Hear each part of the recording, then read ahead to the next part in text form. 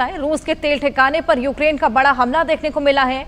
हमले के बाद तेल रिफाइनरी में भयंकर आग लग गई। मिलिट्री एयरफील्ड और इलेक्ट्रॉनिक्स फैक्ट्री भी इसमें शामिल है। यूक्रेन के ड्रोन हमलों में 3 लोगों की मौत हो गई।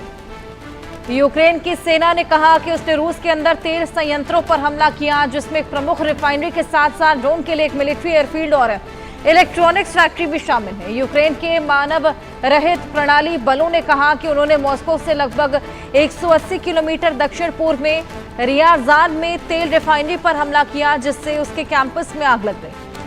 यूएसएफ ने कहा कि पूर्वोत्तर यूक्रेन की सीमा से लगे पोरने क्षेत्र से स्थित अन्ना नेफ्टे प्रोडक्ट ऑयल स्टोरेज फैसिलिटी पर यह हमला हुआ।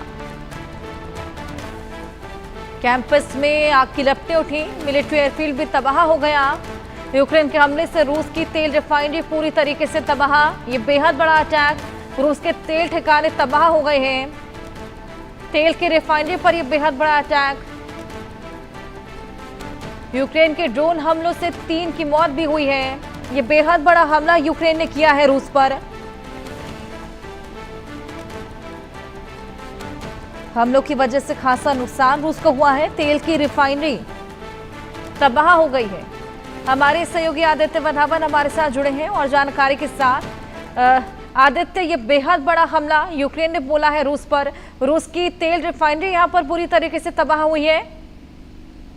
बिल्कुल। अच्छा, अगर आप देखेंगे तो ये एक जो रूस की मेजर जो तेल की रिफाइनरी है नॉर्थ ईस्ट रशिया में, जहाँ से नॉर्थ ईस्ट रशिया में जहाँ यूक्रेन से बॉर्डर लगता है, वहां पर यह हमला किया गया है।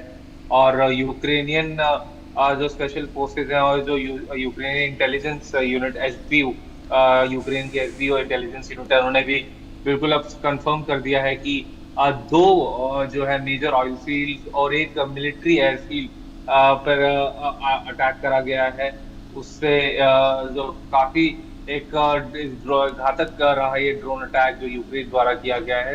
अब देखने वाली बात रहेगी, क्योंकि ऑलरेडी बात चल रही है, काफी कंट्रीज को रोका जा रहा है कि रशिया तेल ना खरीदें, और उसके बाद जो मेजर ऑयल फैसिलिटीज है रशिया की, उस पर इस तरह का अटैक होना कहीं ना कहीं अब रशिया के लिए देखने वाली बात होगी कि किस तरीके से रूस इससे निपटता है, क्योंकि ऑयल और तेल और गैस ही रशिया की जो है मेजर एक इकोनॉमी को कंट्रीब्यूट करता है। अगर ये इस बिजनेस पर उसके सैंक्शंस लगेंगे या फिर दूसरी कंट्रीज को रोका जाएगा उसके साथ ट्रेड ना करने से, तो कहीं ना कहीं रूस के लिए बेहद दिक्कती का ये चीज एक नजारा यहाँ बनता हुआ दिख रहा है। तो अब देखने वाली बात रहेगी हर्षा की क्या कब तक ये निकल के आता है, कब तक क्या ये रशिया रूस यूक्रेन का युद्ध जो है रुकता है या नहीं, ये देखने वाली बात होगी। क्योंकि यूक्रेन के राष्ट्रपति ने वोलोदिमीर ज़ेलेंस्की ने भी ट्विटर पे लिखा है कि हम चाहते हैं कि अब टेक्निकल मीटिंग से परे हटकर अब सीधा पुतिन के साथ बातचीत हो और इस युद्ध पर लगाम रखें। बिल्कुल आदित्य, ये देखने वाली बात। खासा नुकसान इस बड़े हमले में। लगातार रूस और यूक्रेन एक दूसरे को पहुंचा रहे हैं। इस बीच ट्रंप का हस्तक्षेप भी है। क्या लगता है इस हमले में भी ट्रंप की मदद? देखिए, अभी ट्रंप ने, जैसे कि अभी हमने जब पहले उससे पहले जब बात कर रहे थे, तो ट्रंप ने जो है अभी नजदीक के जो कमेंट्स आए हैं उससे न्यूक्लियर यूएस न्यूक्लियर सबमरीन्स को अप्रोप्रिएट जगह रशिया के करीब में स्टेशन कर दिया गया है।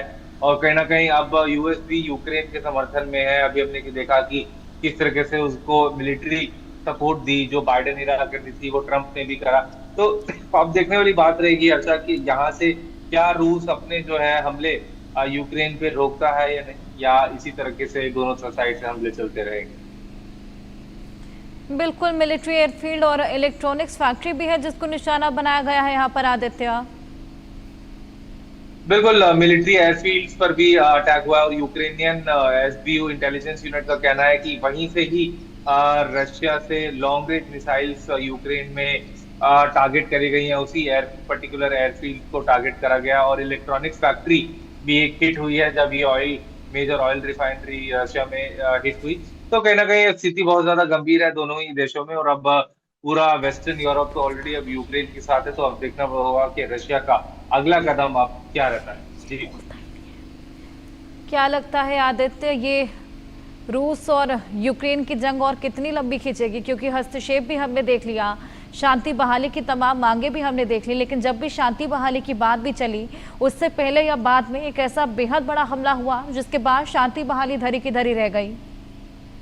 जी बिल्कुल, कहीं ना कहीं अब व्लादिमीर पुतिन के ऊपर ये निर्भर करेगा कि और रशियन प्रेसिडेंट जो है कितना ये लंबा ये युद्ध चलता है, क्योंकि उन्होंने बार बार ये स्टेटमेंट दिया है कि वो पीस के लिए रेडी है, लेकिन उनकी अपनी शर्तें हैं जिस पे वो पीस अग्रीमेंट करेंगे यूक्रेन के साथ। तो कहीं ना कहीं सिचुएशन अभी बहुत ज्यादा कम्प्लेक्स है और देखने वाली बात होगी कि क्या रशिया और यूक्रेन में जो 3 साढ़े 3 साल से युद्ध चला हुआ है, क्या ये अब रुकेगा और थमेगा।